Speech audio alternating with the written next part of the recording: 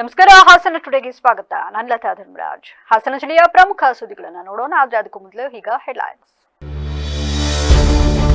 ನಿವೇಶನ ಹಂಚಿಕೆಗೂ ಮುನ್ನ ಮೂಲಭೂತ ಸೌಕರ್ಯ ಕಲ್ಪಿಸಲು ಸಮ್ಮತಿ. ಜಮೀನು ಕಳೆದುಕೊಂಡ ರೈತರಿಗೆ ಮೊದಲ ಆದ್ಯತೆ. ನಗರಾಭಿವೃದ್ಧಿ ಪ್ರಾಧಿಕಾರದ ಅಧ್ಯಕ್ಷ ಪಟೇಲ್ ಶಿವಪ್ಪ ಭರವಸೆ. ಬೋನಹಳ್ಳಿ ಕೃಷಿ ಪತ್ತಿನ ಸಹಕಾರ ಸಂಘಕ್ಕೆ ನೂತನ ಅಧ್ಯಕ್ಷರ ಆಯ್ಕೆ. ತೆರವಾಗಿದ್ದ ಅಧ್ಯಕ್ಷ ಸ್ಥಾನಕ್ಕೆ ದುರ್ಗಪ್ರಸಾದ ವಿರೋಧ ಆಯ್ಕೆ. ಶಾಸಕ ಎಚ್ಪಿ ಸ್ವರೂಪ್ ಅವರಿಂದ ಅಭಿನಂದನೆ. 40,000 ಶಾಲೆಗಳನ್ನು ಕೊಲ್ಲುವ ಹುನ್ನಾರ. ಕೆಪಿಎಸ್ ಮ್ಯಾಗ್ನೆಟ್ ಶಾಲೆಗಳ ನೀತಿ ವಿರುದ್ಧ ಆಕ್ರೋಶ. ಅರಸೀಕೆರೆಯಲ್ಲಿ ಎಐಡಿಎಸ್ಒ ಇಂದ ಪ್ರತಿಭಟನೆ.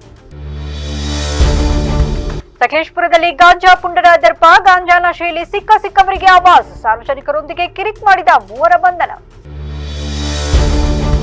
ಕನಿಷ್ಠ ವೇತನ 36,000ಕ್ಕೆ ಹೆಚ್ಚಿಸುವಂತೆ ಆಗ್ರಹ. ಮೇ 30ರಂದು ಡಿಸಿ ಕಚೇರಿ ಎದುರು ಪ್ರತಿಭಟನೆ. ಸಿಐಟಿಯು ಜಿಲ್ಲಾಧ್ಯಕ್ಷ ಧರ್ಮೇಶ್ ಎಚ್ಚರಿಕೆ.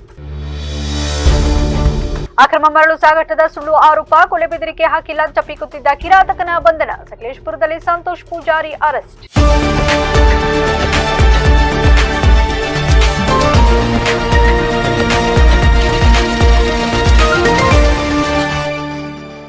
ವಾರ್ತೆಗಳ ವಿವರ. 12,500 ನಿವೇಶನಗಳ ಹಂಚಿಕೆ ಪ್ರಕ್ರಿಯೆಯಲ್ಲಿ ಜಮೀನು ಕಳೆದುಕೊಂಡ ಸ್ಥಳೀಯ ರೈತರಿಗೆ ಮೊದಲ ಆದ್ಯತೆ ನೀಡಲಾಗುವುದು. ನಿವೇಶನದಾರರಿಗೆ ಅತ್ಯಗತ್ಯವಾಗಿರುವ ನೀರು ಮತ್ತು ವಿದ್ಯುತ್ ಸೇರಿದಂತೆ ಎಲ್ಲ ಮೂಲಭೂತ ಸೌಕರ್ಯಗಳನ್ನು ಹಂತ ಹಂತವಾಗಿ ಕಲ್ಪಿಸಿದ ನಂತರವೇ ಸೈಟ್ ಹಂಚಿಕೆ ಮಾಡಲಾಗುವುದು ಎಂದು ಜಿಲ್ಲಾ ನಗರಾಭಿವೃದ್ಧಿ ಪ್ರಾಧಿಕಾರದ ಅಧ್ಯಕ್ಷರಾದ ಪಟೇಲ್ ಶಿವಪ್ಪ ಅವರು ಸ್ಪಷ್ಟಪಡಿಸಿದ್ದಾರೆ. ಪ್ರಾಧಿಕಾರದ ವತಿಯಿಂದ ಜೂನ್ 18ರಂದು ನಿವೇಶನ ವಿತರಣೆ ಮಾಡುವುದಾಗಿ ಘೋಷಿಸಿದ ಬೆನ್ನಲ್ಲೇ ರೈತರು ಆಕ್ಷೇಪ ವ್ಯಕ್ತಪಡಿಸಿದರು. ಈ ಹಿನ್ನೆಲೆಯಲ್ಲಿ ರೈತರೊಂದಿಗೆ ನಡೆಸಿದ ತುರ್ತು ಸಭೆಯ ಬಳಿಕ ಮಾಧ್ಯಮಗಳೊಂದಿಗೆ ಮಾತನಾಡಿದ ಅವರು, ಕೆಲಸ ವಹಿಸಿಕೊಂಡಿದ್ದ ಕಂಪನಿಯು 2 ವರ್ಷಗಳ ಒಪ್ಪಂದವಿದ್ದರೂ 5 ವರ್ಷಗಳಾದರೂ ಮುಗಿಸಿರಲಿಲ್ಲ. ವ್ಯವಸ್ಥೆಗೆ ಚುರುಕು ಮುಟ್ಟಿಸಲು ನಾವು ದಿನಾಂಕ ಘೋಷಿಸಬೇಕಾಯಿತು. ಈಗ ಪೇಪರ್ ಸ್ಟೇಟ್ಮೆಂಟ್ಗಳು ಬಂದ ತಕ್ಷಣ ಕಂಪನಿಯವರು ಅಲರ್ಟ್ ಆಗಿದ್ದಾರೆ.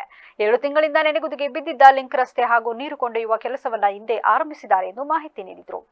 ಹೊಸದಾಗಿ ಕೇಬಲ್ ಸಿಸ್ಟಮ್ ಅಳವಡಿಸಲು ಅಂದಾಜು ಪಟ್ಟಿ ಸಿದ್ಧಪಡಿಸಲಾಗಿದೆ. ಇದಕ್ಕೆ ಕನಿಷ್ಠ 1 ವರ್ಷ ಬೇಕಾಗಬಹುದು ಎಂದರು.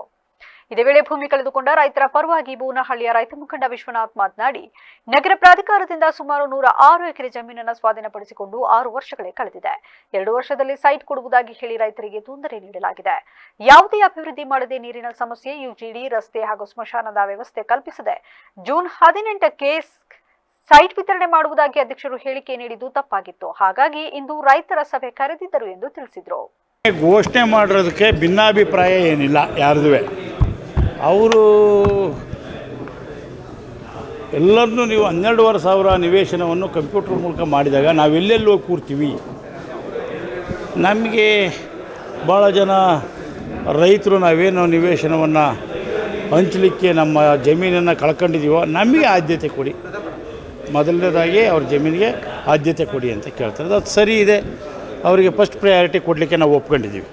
ನಾನು ಇದು ಹಿಂದೇನೂ ಸಹಿತ ಹೇಳಿದ್ದೀನಿ, ಇವಾಗಲೂ ಸಹಿತ ಅವ್ರಿಗೆ ಹೇಳಿದ್ವಿ, ಮೊದಲನೇ ಆದ್ಯತೆ ರೈತರಿಗೆ ಕೊಡಲೇಬೇಕಾಗುತ್ತೆ, ರೈತರಿಗೆ ಕೊಡ್ತೀವಿ. ಮೂಲಭೂತ ಸೌಕರ್ಯಗಳ ಬಗ್ಗೆ ಮಾತಾಡಿದ್ದಾರೆ. ಮೂಲಭೂತ ಸೌಕರ್ಯಗಳನ್ನ ನಾವು ಹಂತ ಹಂತವಾಗಿ, ಅಂದರೆ 1 ವಾರ 15 ದಿವಸದೊಳಗೆ ಯಾವುದು ಮುಗಿಸ್ಬೋದು. ಈಗ ವಿದ್ಯುತ್ ಶಕ್ತಿ ಪರಿಸ್ಥಿತಿ ಏನಾಗಿದೆ, ಅದಕ್ಕೆ ಎಸ್ಟಿಮೇಟ್ನ ಮಾಡಿದ್ದೀವಿ. BGSಗೆ ಹೊಸದಾಗಿ ಕೇಬಲ್ ಸಿಸ್ಟಮ್ ಮಾಡ್ತಾಯಿದ್ದೀವಿ, ಲೈನ್ ತೆಗೆದು, ಅದು 1 ವರ್ಷ ಆಗ್ಬೋದು.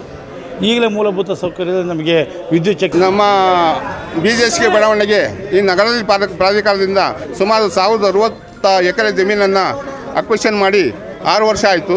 2 ವರ್ಷದೊಳಗೆ ಸೈಟಿನ ವಿತರಣೆ ಮಾಡ್ತೀನಿ ಅಂತ ಹೇಳಿದರು. 6 ವರ್ಷ ಆದರೂ ವಿತರಣೆ ಮಾಡಿಲ್ಲ. ನಮಗೆ ಬಹಳ ತೊಂದರೆ ಕೊಟ್ಟಿದ್ದಾರೆ. ಆದರೆ ಮೊನ್ನೆ ನಮ್ಮ ಅಧ್ಯಕ್ಷರು ಜೂನ್ 18ನೇ ತಾರೀಕಿಗೆ ವಿತರಣೆ ಮಾಡ್ತೀನಿ ಅಂತ ಸ್ಟೇಟ್ಮೆಂಟ್ ಕೊಟ್ಟಿದ್ದು. ಅದು ತಪ್ಪಾಗಿದೆ ಅಂತೇಳಿ ಬಂದರು ಎಲ್ಲ ರೈತ ಬಂದರು. ಇವತ್ತು ಇಲ್ಲಿ ಮೀಟಿಂಗ್ ಕರೆದಿದ್ದು. ಮೀಟಿಂಗ್ನಲ್ಲಿ ಅಧ್ಯಕ್ಷರು ಸ್ಪಂದಿಸಿದ್ದಾರೆ. ಫಸ್ಟು ಎಲ್ಲ ಮೂಲಭೂತ ಸೌಕರ್ಯ ಕೊಟ್ಟು, ನೀರಿನ ಸಮಸ್ಯೆ ಇದೆ, UGD ಸಮಸ್ಯೆ ಇದೆ, ರಸ್ತೆ ಸಮಸ್ಯೆ ಇದೆ, ಆಮೇಲೆ ಎಲ್ಲ ಸ್ಮಶಾನದಿದೆ. ಇವೆಲ್ಲ ಇದ್ರೂ ಯಾವುದೇ ಡೆವಲಪ್ಮೆಂಟ್ ಆಗದಲ್ಲೇ ಸೈಟನ್ನು ಹಂಚಿಕೆ ಮಾಡೋಕೆ ಹೋಯಿತು. ಇದು ಆಗಬಾರ್ದು ಅಂತೇಳಿ ಮೀಟಿಂಗ್ ಕರೆದು ಮಾತಾಡಿದಾಗ ಅವರು ಸ್ಪಂದಿಸಿದ್ದಾರೆ. ಎಲ್ಲ ಸೌಕರ್ಯಗಳನ್ನು ಕೊಟ್ಟ ನಂತರ ಹಂಚಿಕೆ ಮಾಡ್ತೀನಿ ಅಂತ ಒಪ್ಕೊಂಡಿದ್ದಾರೆ. ನಾವು ಮಾಡಬಾರ್ದು, ಎಲ್ಲ ಸೌಕರ್ಯ ಕೊಟ್ಟು ರಾಜೀನಾಮೆಯಿಂದ ತೆರವಾಗಿದ್ದ ಸಮೀಪದ ಬೋನಹಳ್ಳಿ ಕೃಷಿ ಪತ್ತಿನ ಸಹಕಾರ ಸಂಘದ ಅಧ್ಯಕ್ಷ ಸ್ಥಾನಕ್ಕೆ ಜೆಡಿಎಸ್ ಬೆಂಬಲಿತ ದುರ್ಗಾಪ್ರಸಾದ್ ಅವಿರೋಧವಾಗಿ ಆಯ್ಕೆಯಾಗಿದ್ದಾರೆ. ಅಧ್ಯಕ್ಷ ಸ್ಥಾನ ತೆರವಾದ ಹಿನ್ನೆಲೆಯಲ್ಲಿ ಸಂಘದ ಕಚೇರಿಯಲ್ಲಿ ಸೋಮವಾರ ನಡೆದ ಆಯ್ಕೆ ಪ್ರಕ್ರಿಯೆಯಲ್ಲಿ ದುರ್ಗಾಪ್ರಸಾದ್ ಅವರೇ ಏಕೈಕ ಅಭ್ಯರ್ಥಿಯಾಗಿ ನಾಮಪತ್ರ ಸಲ್ಲಿಸಿದ್ದರಿಂದ ಚುನಾವಣಾಧಿಕಾರಿ ಲೀಲಾವರ ಅವರನ್ನ ಅವಿರೋಧವಾಗಿ ಆಯ್ಕೆಯಾಗಿರುವುದಾಗಿ ಘೋಷಿಸಿದರು. ನೂತನ ಅಧ್ಯಕ್ಷರಾಗಿ ಆಯ್ಕೆಯಾದ ದುರ್ಗಾಪ್ರಸಾದ್ ಅವರನ್ನ ಸಂಘದ ನಿರ್ದೇಶಕರು, ಸದಸ್ಯರು ಹಾಗೂ ಸ್ಥಳೀಯರು ಅಭಿನಂದಿಸಿದರು.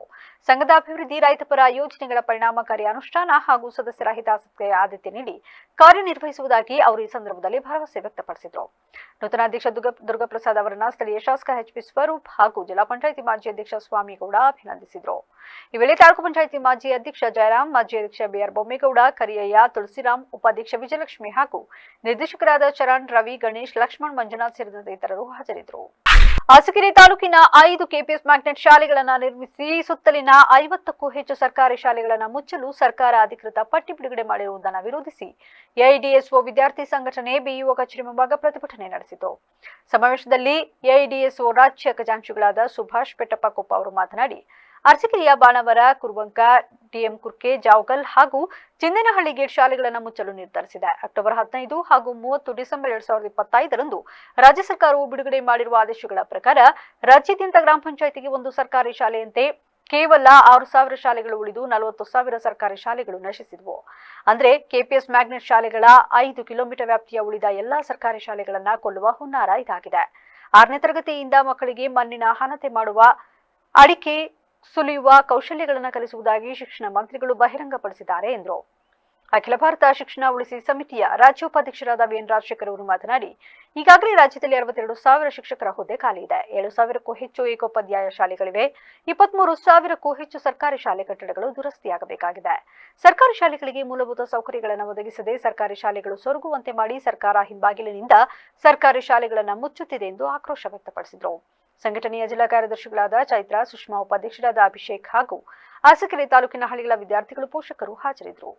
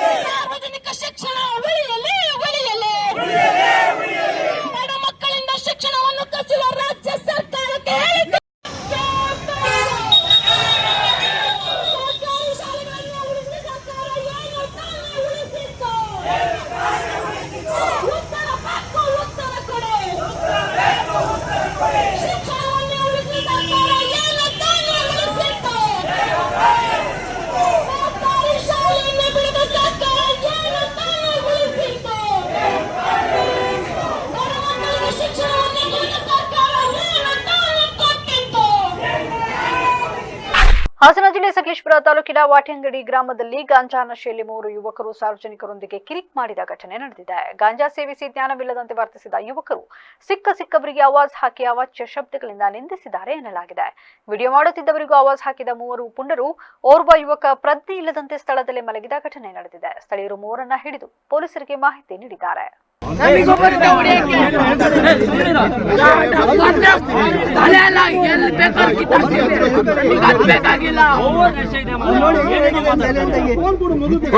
ಅವ್ರಿಗೆ ತಡ್ಕೊಳಕ್ ಆಗ್ತಿಲ್ಲ ಅವ್ರು ಸುಮ್ಮನೆ ಬಿಟ್ಬಿಡಿ.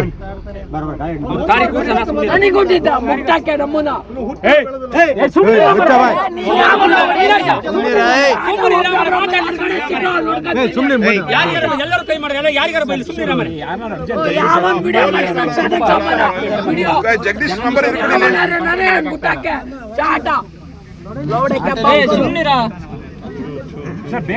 ನನಗೆ ಬರುತ್ತೆ ಹೊರಗಡೆ ನೋಡ್ಕೊಳಕ್ಕೆ ಆಟ ಒಂಚೂರು ಬೇಗ ಬರಕಳೆ ಅವ್ರನ್ನ ಈ ಮಾತಿಗೆ ಹೆಂಗಿದ್ಮೇಲೆ ನಾನು ಹೆಂಗಿದ್ದೆ ಬೇಡ ನೋಡಕ್ಕೆ ಬಾಲ್ಗಳು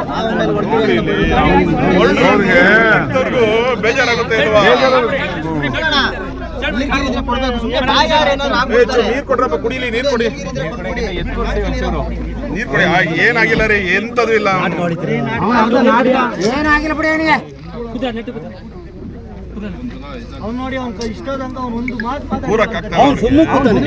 ಅವನು ಪೆಟ್ ಬೀಳ್ತಾ ಅಂತ ಗೊತ್ತಾಯ್ತು.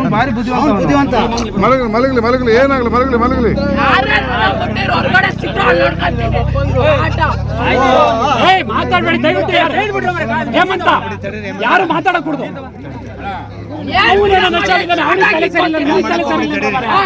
ಏನ್ ವಿಡಿಯೋ ಮಾಡಿ ಸಾಕಾಗಿತ್ಕೊಂತೀರ ಏನ್ ರೆಕಾರ್ಡ್ ಮಾಡೋದು?